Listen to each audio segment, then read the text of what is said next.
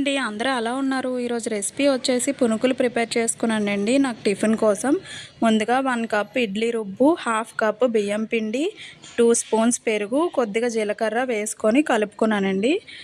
కలుపుకున్న తర్వాత అందులో కొంచెం కరివేపాకు, కొద్దిగా ఉల్లిపాయలు, కొద్దిగా పచ్చిమిర్చి, కొద్దిగా జీలకర్ర వేసుకొని మరొకసారి కలుపుకొని ఈ విధంగా మనకి లూజ్గా అంటే మనకి పునుకులు వేసుకునే విధంగా కలుపుకోవాలి. మరీ గట్టిగా వస్తే కొంచెం వాటర్ యాడ్ చేసుకోవాలి. నాకైతే ఈక్వల్గానే వచ్చిందండి.